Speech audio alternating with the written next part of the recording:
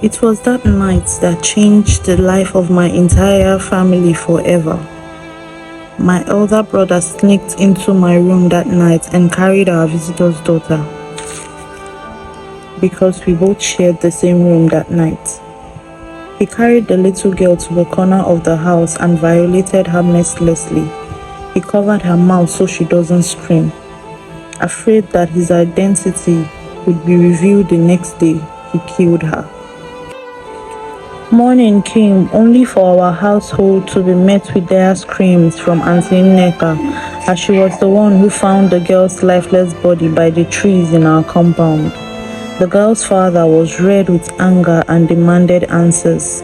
Somehow deep down, my parents already knew who it was, but they wanted clarity. My brother finally spoke up and said he had seen Ahanna sneak in and out of my room last night. At that point, Ahanna knelt down and swore that he would never do such a thing. He explained that after his chores that lingered into the night, he had passed out and fell asleep like a log of wood.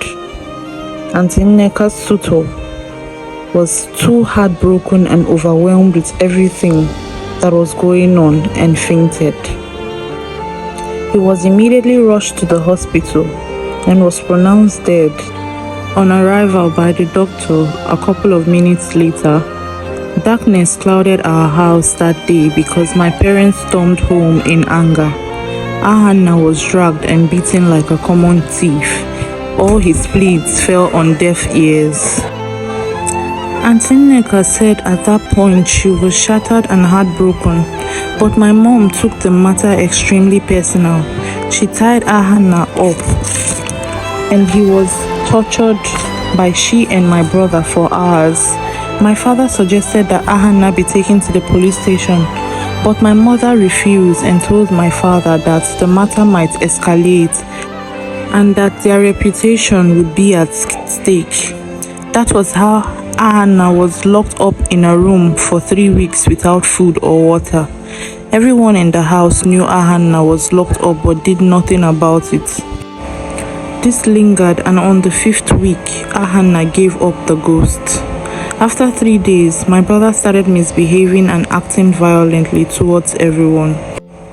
He started spilling secrets of how he had killed Auntie Nneka Suto's daughter and how it was our mother that helped him dispose of her body behind the tree in our compound.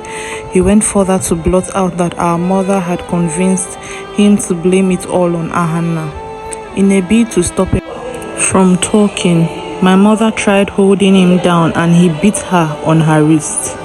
Somehow he was contained and locked up in one of the small dog houses.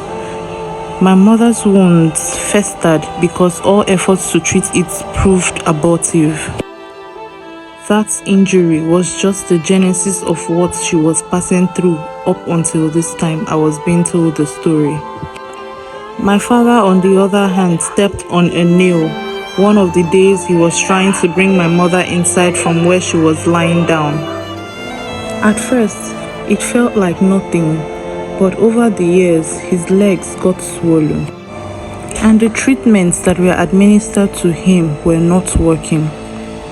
A great injustice was done to Ahanna by my family, and Auntie Nneka said the stories that she had just told me do not even do justice to everything the boy had gone through in our house.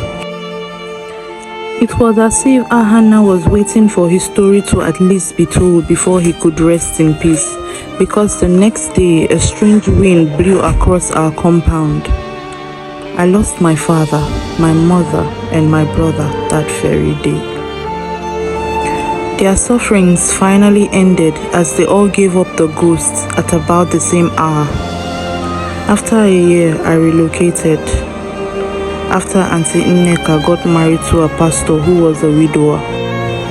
And up until date, I still get chills thinking about the what ifs and what could have been if my parents had just treated Ahanna with kindness and love.